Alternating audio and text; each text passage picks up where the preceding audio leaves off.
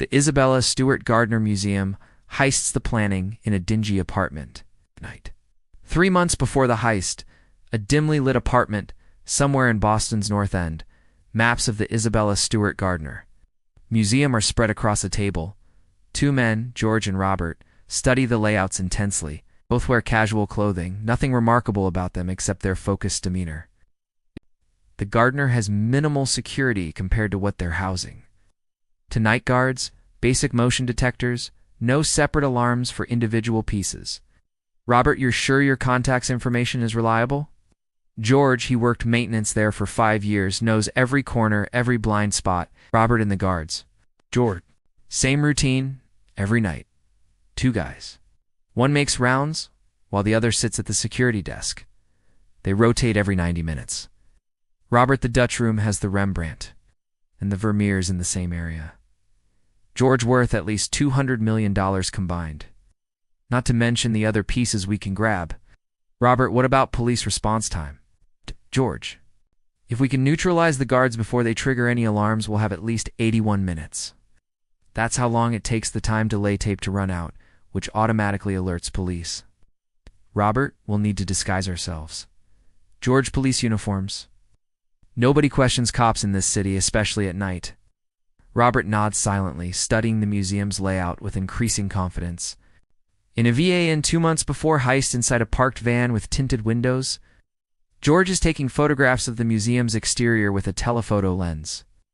Louis, a nervous but meticulous man, sits beside him taking notes.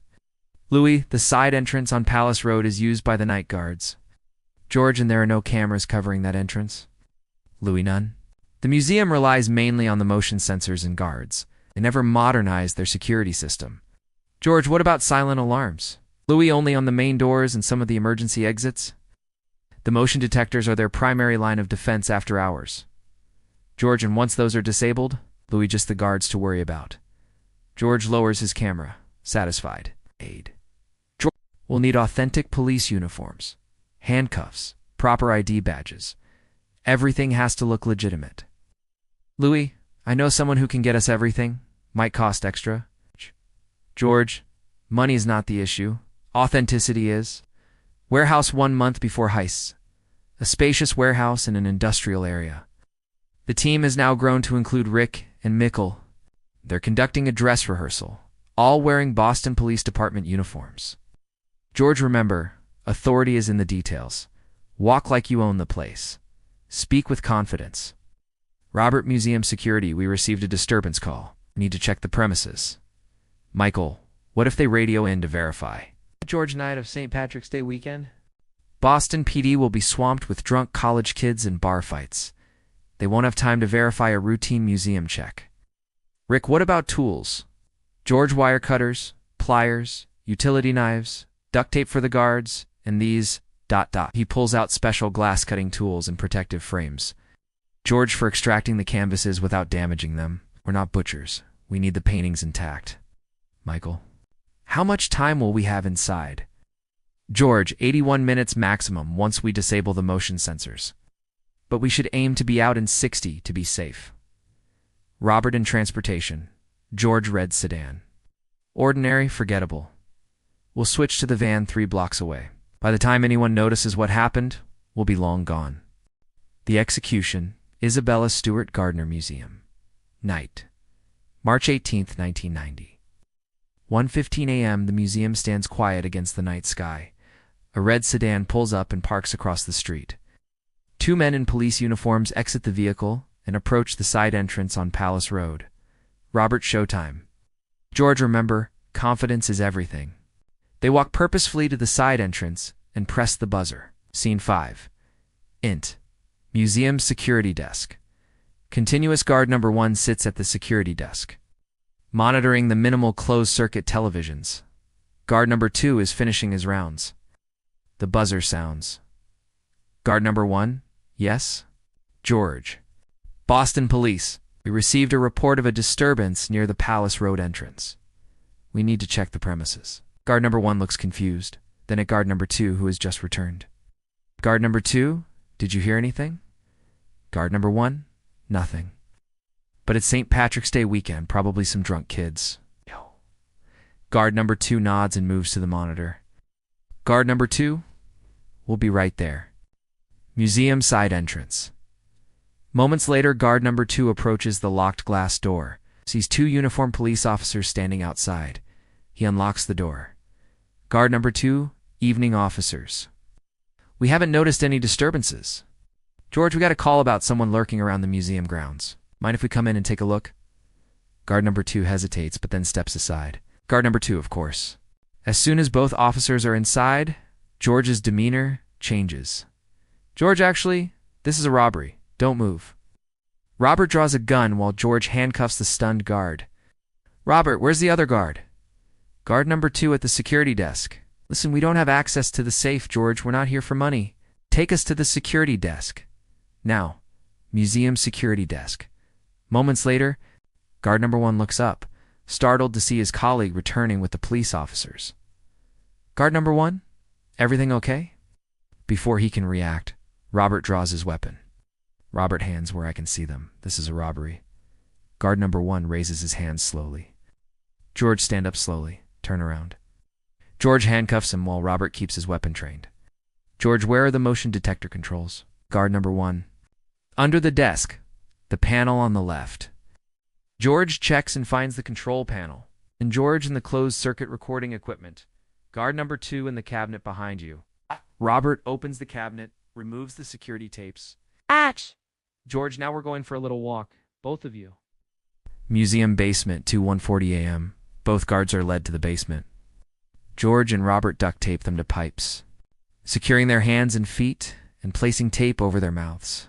George, will be here for a while. The more you cooperate, the sooner this ends. We don't want to hurt you. George checks his watch. George lets radio the others. He pulls out a walkie-talkie. George, building secured. Bring in the equipment. Museum main entrance, 1:45 a.m. The red sedan pulls up. Rick and Michael, also in police uniforms, exit carrying duffel bags. They're led in by Robert, OWA. Robert, guards are secured in the basement. Motion sensors disabled. Rick, how much time? Otto. Robert, 81 minutes before the time delay tape runs out. Michael, let's split up. Stick to the plan. They divide into 2 teams, each heading in different directions with tools and empty frames. Museum Dutch Room. Second floor, 1:50 a.m. George and Robert enter the Dutch Room, which contains some of the museum's most valuable pieces. George, start with the Rembrandt. Storm on the Sea of Galilee. Use the frame protectors. Robert carefully removes the painting from the wall, while George prepares the cutting tools.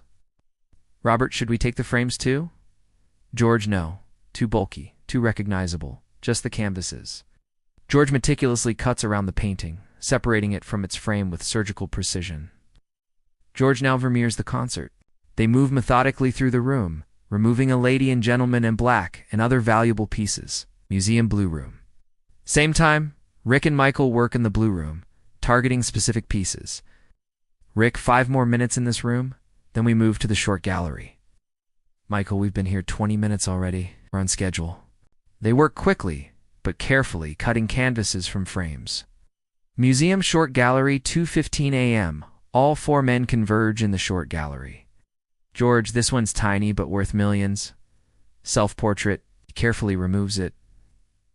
Robert, what about the Degas drawings? George, take them all. They're small and valuable. The men gather several Degas sketches and drawings. We've been here 35 minutes. George, get the Chinese bronze beaker from the hallway. Then we're done. Museum basement, 2:25 a.m. George checks on the guards, who are still securely bound. George, we're almost done. Stay quiet, and this will all be over soon. He returns upstairs to join the others. Museum first floor, 2:30 a.m. The 4 men gather near the side entrance with their duffel bags, now filled with priceless art. George, 45 minutes. We're good on time. Robert, everything on the list? George, all accounted for. Let's move and make final preparations to leave. The escape museum side entrance. 2:35 a.m. The 4 men exit carefully, looking around to ensure no witnesses. The street is deserted. George walked normally. It's no rushing. They walk calmly to the red sedan and get in. Red Seta and continuous George drive steadily away from the museum, maintaining normal speed. Robert, any sign of patrol cars? George, nothing. Police are busy with St. Patrick's Day celebrations downtown. The car turns several corners, heading away from the museum district. Back alley. 3 blocks away. 2:45 a.m., the sedan pulls into a dark alley where a nondescript van waits. The men quickly transfer the bags from the sedan to the van. George, Michael, take the sedan to the drop point. Michael nods and gets in the sedan, driving away in one direction while the van leaves in another. Van continuous George drives while Robert, in the passenger seat, begins removing his police uniform. Rick does the same in the back. George, 81 minutes until anyone knows what happened. Robert, what's the total value? George, conservative estimate? $200 million? But these pieces are virtually priceless. Too recognizable to sell on the open market. Rick, so what happens now? George, we stick to the plan. Separate ways until the contact arranges the handoff. The Aftermath Museum basement to 5:30 a.m., a museum maintenance worker discovers the bound guards and frees them. Maintenance worker. What the hell happened? Guard number 1, call the police. We've been robbed. Museum Dutch room, 6:15 a.m. Police officers and museum officials stand in shock, looking at empty frames hanging on the walls. Museum director, 13 pieces. The Vermeer, the Rembrandts, Manet, 5 Degas works, the Chinese vessel. Police detective, how'd they get past security? Museum security chief, they came disguised as Boston PD, responding to a fake disturbance call. Police detective, and your guards just let them in? Museum security chief, they had uniforms, badges, looked completely legitimate. Police detective, they knew exactly what they were taking. This wasn't random. FBI office. Boston 1 week later, FBI investigators pore over evidence, photos, and witness statements. FBI agent number 1, the thieves knew the museum's layout, security protocols, everything. FBI agent number 2, but they took strange pieces, left more valuable works untouched. FBI agent number 1, professionals who knew art, not just smash and grab criminals. FBI agent number 2, what about the timing? St. Patrick's Day weekend. FBI agent number 1, deliberate. Police resources stretched thin across the city. FBI agent number 2, the strangest part is they left the frames, cut the canvases out. FBI agent number 1, makes them easier to transport, harder to identify at a glance. FBI briefing room. 1 month later, a large investigation board displays photos of the stolen artwork, potential suspects, and timelines. FBI special agent in charge, after a month of investigation, we have no solid leads. The thieves left no fingerprints, no DNA, no trace evidence. FBI agent number 1.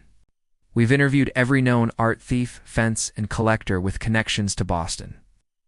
FBI agent number 2, the stolen artwork hasn't appeared on any known black markets. FBI special agent in charge, which suggests this wasn't about selling the art. This might have been a commission theft for a private collector. FBI agent number 1, or insurance fraud. FBI special agent in charge. Except the museum didn't have the artwork insured. Silence falls across the room as the implications sink in. FBI special agent in charge, we're looking at the perfect crime. It's Museum Dutch room. 1 year later, the empty frames still hang on the walls. A tour guide leads a group of visitors. Tour guide. The museum's board made the decision to leave the empty frames hanging as a reminder of what was lost and in hope that the artworks will someday return. Visitor, has there been any progress finding the stolen art? Tour guide, despite a $10 million reward, none of the 13 pieces have been recovered. FBI office. Boston 5 years later, minus 1,995. A new team of agents reviews the cold case files. New FBI agent, we've explored every angle. Organized crime, international art thieves, inside job, ... FBI supervisor, and new FBI agent, we believe the most likely scenario involves Boston area, organized crime, specifically connections to the Irish mob. FBI supervisor, any names? New FBI agent? A few persons of interest. Bobby Donati, who was found murdered a year after the heist. George Reisfelder, who died of a heart attack shortly after the robbery. And Miles Connor, an art thief who was actually in prison during the heist, but might have helped plan it. FBI supervisor, but no conclusive evidence. New FBI agent, nothing that would stand up in court. Gardner Museum, present day, the empty frames still hang on the walls.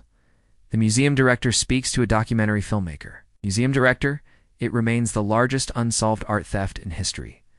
The 13 works are valued at over $500 million today. Filmmaker, do you believe they'll ever be recovered? Museum director, we maintain hope. The FBI still actively investigates leads. Isabella Stewart Gardner's will stipulated that the collection must remain exactly as she arranged it.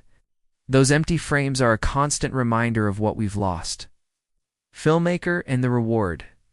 Museum director, $10 million for information leading to the recovery of the artworks in good condition. No questions asked. The camera pans across the empty frames, lingering on the largest one that once held the storm on the Sea of Galilee. Museum director, somewhere out there, these masterpieces still exist, perhaps in a private vault or hidden storage. The thieves took our art, but they also took pieces of our cultural heritage. Epilogue to this day, not a single piece from the Gardner heist has been recovered. The investigation remains active, with the FBI occasionally announcing new leads that ultimately go nowhere. The case has spawned countless theories that the art was stolen for a private collector, that it was taken by organized crime figures hoping to use it as a bargaining chip, that it was an inside job. In 2013, the FBI announced they were confident they had identified the thieves, but both suspects were deceased and the location of the artwork remained unknown. The empty frames still hang in the Gardner Museum, waiting for their contents to return. The $10 million reward remains unclaimed. The statute of limitations for the theft itself has expired, meaning the thieves could no longer be prosecuted for the robbery. However, charges of possession of stolen property could still be filed. Anyone with information is encouraged to contact the FBI or the Isabella Stewart Gardner Museum. The stolen artwork. 1. The concert by Johannes Vermeer, valued at $200 million. 2. The Storm on the Sea of Galilee by Rembrandt van Rijn, his only seascape. 3. A Lady and Gentleman in Black by Rembrandt van Rijn. 4. Landscape with an Obelisk by Govert Flinck. Previously attributed to Rembrandt. 5. Chez Tortoni by Edouard Manet. 6. 5 Drawings by Edgar Degas. 7. An Ancient Chinese Bronze Vessel. 8. A Napoleonic Eagle Finial. Investigation details. The FBI has investigated multiple suspects over the years, including O. Carmelo Marilino and his associates O. Bobby Donati, O. George Reisfelder, O. Robert Gentile, Connecticut mobster who denied involvement until his death, O. Miles Connor Jr. A notorious art thief who was in prison during the heist, O. James Whitey Bulger, Boston crime boss. Though direct involvement was never proven in 2013, the FBI announced they were confident they had identified the thieves as members of a New England organized crime group. But both were deceased in 2015. Surveillance footage from the night before the heist was released, showing an unauthorized visitor being admitted to the museum. Various reported sightings of the artwork have surfaced, including claims that the art was moved to Ireland, hidden in Florida, restored in Philadelphia.